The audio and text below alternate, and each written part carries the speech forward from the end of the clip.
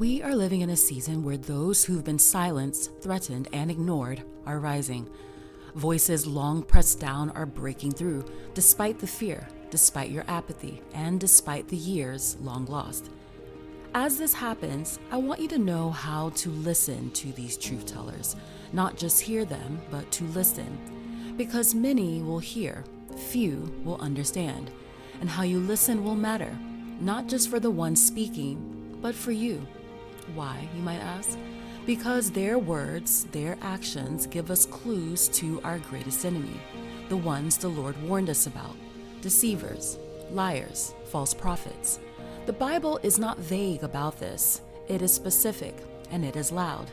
In 1 John 2:18, he says, "Dear children, this is the last hour, and as you have heard that the Antichrist is coming, even now many Antichrists have come." 2 John 1:7 says, "Many deceivers who do not acknowledge Jesus Christ's coming in the flesh have gone out into the world. Any such person is a deceiver and the Antichrist."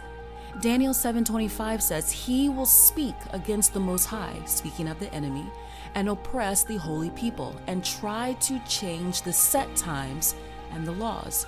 God warned us because it would not be easy to see them, because they would hide, blend in, change laws, perform wonders, because they would talk smooth and slick, just like their father, the father of lies. But God doesn't throw us into the deep end and say, "Have fun, good luck trying to find the enemy," like it's some twisted game of Where's Waldo. No, the Lord gives us clues, patterns, and warnings. And I believe the abusers we see today, the ones we call manipulators and narcissists, are some of those clues. They are a shadow of the ultimate enemy to come. But most people miss these clues. You miss the pattern. You miss the warning. And when truthtellers start speaking, you miss them too. You call them bitter. You call them messy. You say that they are too emotional, too late, or too much. You don't recognize that you are standing at the crossroads between truth and lies, between life and death, between freedom and chains. And so, this letter is here to help you hear the ones God is sending, help you choose His side. Because ready or not, the stories are coming, the truth is coming, and you will have a choice. Will you side with truth, or will you side with the lie? Will you stand with the abused, or protect the abuser? Will you be help or the hindrance? Let's begin. Number 1, they might sound scattered. That's what fire does. Have you ever seen someone running out of a burning house? Their clothes are torn, face blackened, breath is shallow. Do you expect them to speak clearly? No. You rush to them, you hold them, you don't demand a timeline. So why do you demand it from survivors of abuse? Even if it's been 10 years, even if they look quote-unquote fine, a woman says her ex-husband strangled her, and you ask why she never told anyone. A child says, "My brother hurts me," and you call it sibling rivalry, not incest. A girl says, "My dad hugs me too long," and you say, "Oh, he's just being affectionate." You hear cries from the fire, but instead of water, you bring doubt. Survivors may be trembling, disoriented, grieving, and grateful all at once. Their courage to speak is not proof they are healed. It's proof that they're alive. So what do? Tend to their wounds, not their grammar, not their tone, not your discomfort. Ask what hurts, where does it burn? Stay until help comes, or until you become the help that can. Number 2, remember this: you are help. You, church, you, body of Christ, you, believer, you, the one with a Bible in your bag and worship songs on your playlist, you are the help that God sent. But if your church is just a place to drink coffee and post selfies, you will miss the call. If your faith is only for your own breakthrough, you will miss the battlefield. People still run to church when the storm hits, even those who don't believe. Why? Because they think that maybe, just maybe, someone in there knows the Lord. But do you? Do you fast for others? Do you stay ready to catch a soul mid-fall? Or are you too distracted, scrolling through sermons while someone else bleeds beside you? Get ready. Survivors are coming. Truthtellers are rising. Will you have an ear to listen? And will you have an answer to give? Number 3, they might roar. Let them. Some of you are allergic to emotion. You think Jesus never raised his voice. You think calm equals holy. But tell that to the tables he flipped. Tell that to the whip he made with his own hands. Zeal does not whisper. When survivors return, when the ones who have been boiling in silence for 4, 7, 12 years finally speak, it might sound like thunder. It might rattle your pews, but like Jesus, their rage is targeted. The money changers, the abusers, the one who corrupted the temple and still wore ministry titles. Their shouting is not chaos, it is clarity, it's discernment. So don't tone police the whistle of the kettle. The heat built up for too long. Allow it to blow. Number 4, depending on who they are, they may still love the abuser. That doesn't make it less real. It's confusing to hear that, right? To see someone weep for the one who wounded them, to see them defend parts of a man who tore their soul.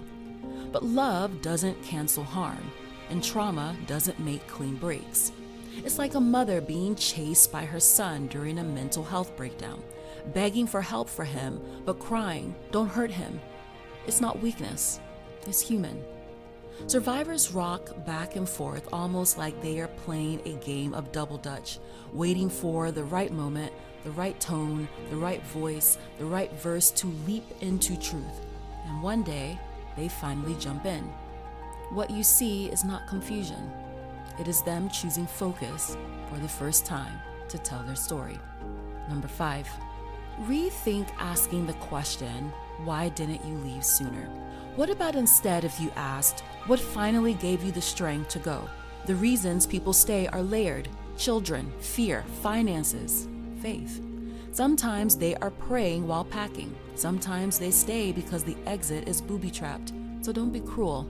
Rather, be curious. Rather, be kind.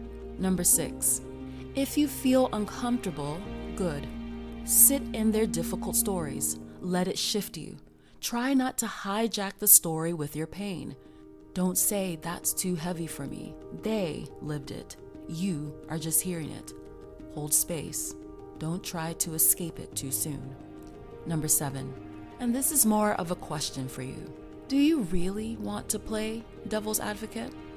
Have you stopped to think about what that even really means? To stand in the role of the enemy's mouthpiece? When someone speaks up about abuse and your first instinct is to poke holes in their story, ask yourself, why? Is it the shock that the accused is someone you know and love? Is it easier to believe a lie than admit your hero might be a predator? Or maybe you don't really like the one who is speaking up. You have quietly resented them, so their pain does not move you. Or maybe their story sounds too much like yours, the one you never told, and instead of standing with them, you distance yourself because no one stood with you. Whatever it is, be honest, and then ask, is there a way to lean into discernment instead of doubt, curiosity instead of critique, compassion instead of coldness? God doesn't need you to argue both sides. He needs you to listen for the truth, and the devil doesn't need more advocates. He's already got plenty. Number 8, don't judge the survivor by the way they smile. Survivors might show up in cute outfits, post happy photos, or lead companies and teams with ease. But don't let that fool you. Sometimes survival looks like overcompensating. Sometimes it looks like making life look perfect, because everything underneath is still very raw and unhealed. So if someone opens up to you, believe them despite the image. Don't weigh their pain against their presentation. One can be dressed up while the other is breaking inside, even if their Facebook says life is good. Number 9, their truth may shatter your illusions. I hope you let it. Sometimes the abuser is your mentor, your favorite pastor, your sibling, your spouse, and that tension you feel, that inner war, that's your discernment waking up. Let the shock sanctify you. Don't run from the discomfort, grow from it. Number 10, listening is a spiritual act. It is warfare. It is intercession. It is the sound of chains beginning to break. When you listen to a truth teller, you're not just being polite. You are standing in the gap. You are joining heaven's rebellion against hell's silence. So listen, don't interrupt, don't scroll, don't debate. Just sit, stay, listen, learn, help. For the house is burning, and the survivors are rising. But will you be there to hear their stories? And with that, love, Leslie.